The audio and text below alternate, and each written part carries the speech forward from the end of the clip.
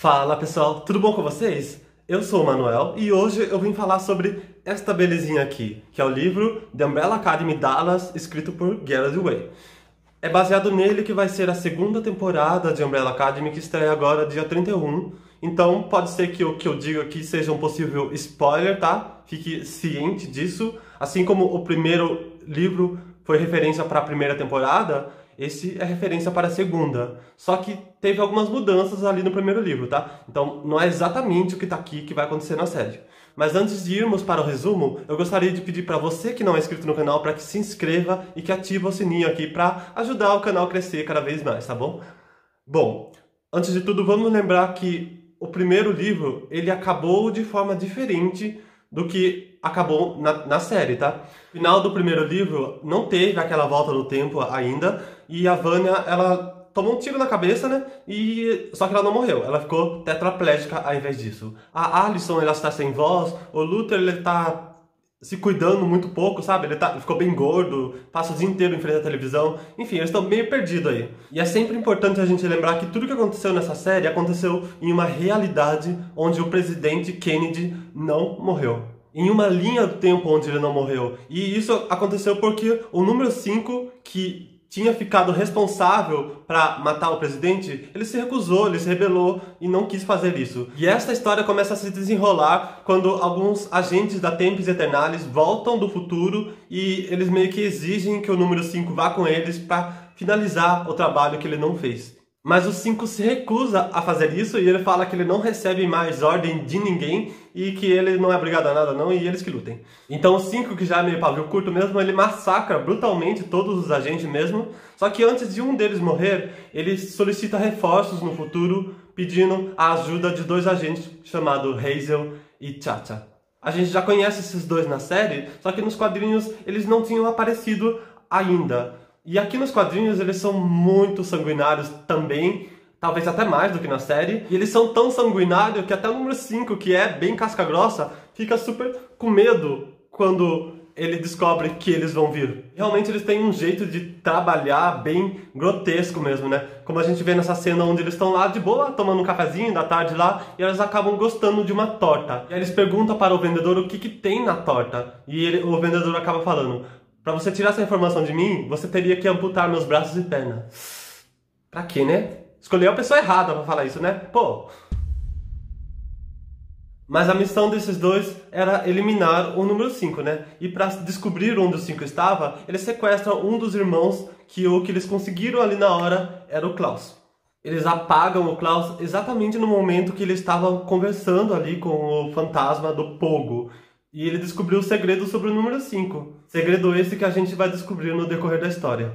Mas o Klaus da HQ, ele tem ainda muitos mais poderes do que o Klaus da série, pelo menos por enquanto. E na sala onde o Klaus fica preso, tem uma televisão que sempre fica ligada, e o Klaus consegue usar as habilidades dele para se comunicar com o número 1, que não saía de frente da TV nunca, né? Através da televisão. Ele sai de dentro da televisão e manda um recado pro Luther. Então o Luther demora um pouquinho pra entender, né? Porque ele é meio burro, mas aí ele vai lá pra resgatar o irmão dele. Hazel e Chacha descobrem que os poderes de telecinese do Klaus são bloqueados quando ele usa sapatos. Por isso que ele vivia descalço por aí, nos quadrinhos. Parece coisa de hippie até, né? Mas, enquanto eles estão torturando o Klaus, eles descobrem que ele realmente não faz a menor ideia de onde o número 5 tá. Afinal, ele não liga muito mesmo, né? Então, eles acabam atirando no Klaus e matando ele. Enquanto o Klaus está morto, o Luther chega lá para resgatar ele. Só que assim que ele chega, ele já é emboscado e nocauteado pelo Hazel e pela Chacha. Ah, Luther, como você é útil pra caramba nessa história. Aham. Sei. Mas existem rumores, assim, de que o Klaus ele não pode morrer. Assim, por ele ter essa afinidade com os mortos, ele nunca morre. Isso não foi confirmado ainda, mas é o que acontece desta vez. Ele chega lá no paraíso e o Deus, a versão dele de Deus, fala: eu não quero isso aqui não, cai fora daqui. Deus literalmente fala pro Klaus que não quer ele no paraíso porque não foi com a cara dele. Então, Klaus volta à vida. E de bônus, a moça dos Danites, que estava ali sequestrada, mas ela estava prestando atenção em tudo, essa mulher é muito esperta, e aí ela tirou os calçados do Klaus e os poderes de telecinese dele voltou. E então ele pôde possuir o corpo do Chacha. Então ele pôde possuir o corpo da Chacha e fez com que ela atirasse no Hazel e depois atirasse em si mesmo. Mas a gente descobre que além de eliminar o número 5, o Hazel e a Chacha também tinham a missão de causar o apocalipse naquele mundo. E para destruir o mundo, Hazel e Chacha ativam um detonador nuclear que eles roubam dos pertences do Sr. Hargreaves. Guardem essa informação, que ela é importante. Dos pertences do Sr. Hargreaves. Enquanto tudo isso acontecia, a Alyson foi atrás do número 5. E ela queria descobrir toda a verdade sobre ele, o que aconteceu realmente com ele lá no futuro. Ele conta sobre toda a vida que ele teve lá no futuro, que ele não conseguiu voltar, que ele viveu quase 50 anos lá, toda essa coisa que a gente já sabe. E também ele fala que foi inserido, implantado no DNA dele, o DNA de vários assassinos, vários psicopatas da história. Por isso que ele é meio que uma máquina mortífera. Ninguém melhor do que ele para cometer o assassinato do presidente Kennedy. Só que ninguém desconfiava que ele iria se rebelar. E enquanto o 5 está contando tudo isso para Alyson, do nada aparece o Charmical, que é aquele vilão com cérebro de peixe, né, Rosângela? Que volta do futuro e ele é o líder da Tempus Eternalis. E o Charmical já chega exigindo que o número 5 vá com ele para concluir o trabalho que ele não fez, porque ele tem uma arma no passado apontada para a mãe dele antes dele nascer.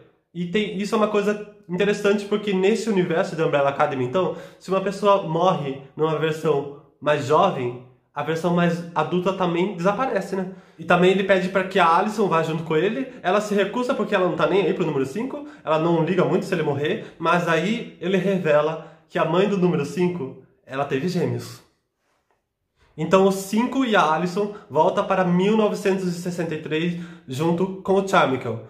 E enquanto isso, o Klaus, que acabou de ser libertado lá dos sequestradores, né, ele tá sabendo de alguma coisa ali que ele ouviu o Pogo dizer, o fantasma do Pogo dizer.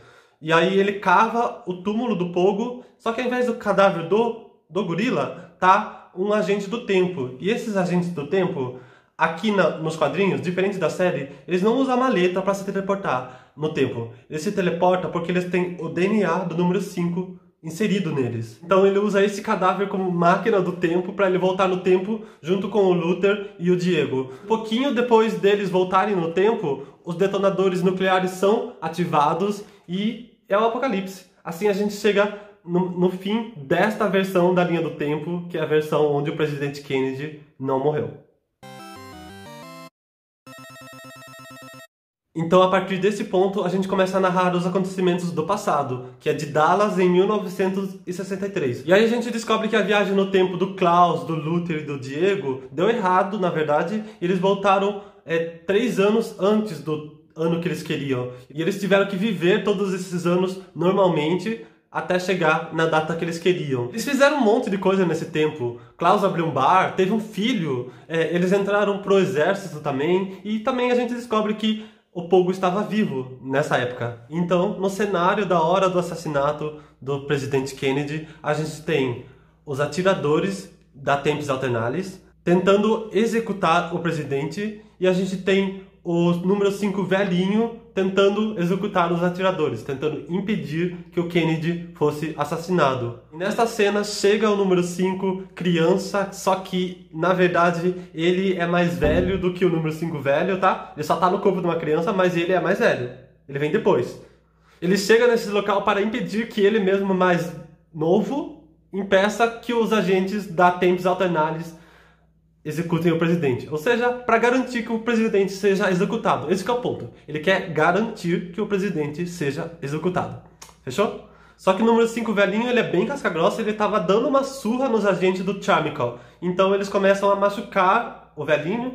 Só que quando o número 5 velho é ferido, o número 5 novo, que vem depois do velho, também é ferido. E para piorar a situação, o Charmical ordena que os agentes dele executem o número 5 velhinho, mesmo que isso significasse que o número 5 criança deixe de existir.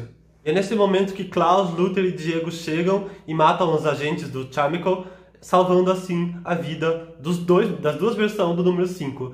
E a versão idosa do número 5 atira nos agentes da Tempest Alternalis que iriam executar o presidente, assim impedindo novamente a morte do presidente. Mas aí a gente descobre que tudo isso é parte do plano do número 5 criança, e ele fez com que a Allison recuperasse a voz dela com tecnologia do futuro. E ele coloca a Allison com um disfarçada de mulher do presidente Kennedy, e ela usa a habilidade dela e fala para o presidente: eu ouvi dizer que a parte de trás da sua cabeça vai explodir.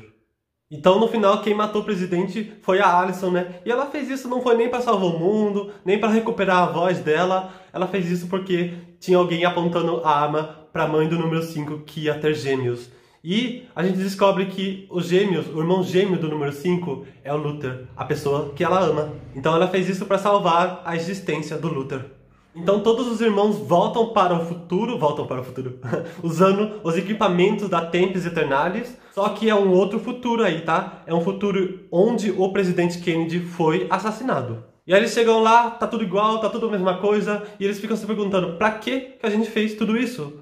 Pra que matar o presidente? Então o Charmical explica que o fato do presidente não ter sido executado na outra linha do tempo foi o gatilho para causar o apocalipse. Porque o presidente Kennedy meio que se tornou amigo do Sr. Hargraves e ele entregou os planos das armas nucleares para ele. E foi essas armas nucleares que causaram o apocalipse. Então, sem que o Kennedy tenha sobrevivido, sem apocalipse, ok?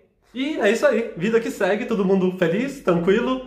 Apocalipse evitado com sucesso. E para finalizar, o número 5 decide se vingar do Charmical desta forma.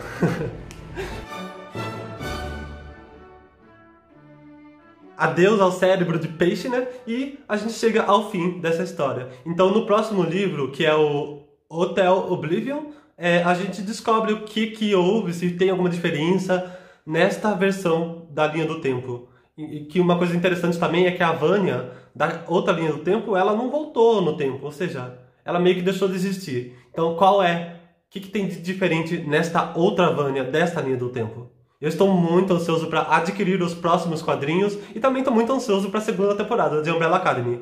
Bom, comenta aí embaixo o que vocês acharam do vídeo, se eu expliquei tudo direitinho. Comenta se ficou alguma dúvida. Também peço para que deixem o like no vídeo para ajudar o canal a crescer cada vez mais. Bom, então é isso, pessoal. Eu vejo vocês no próximo vídeo. Beijos no coração e até a próxima.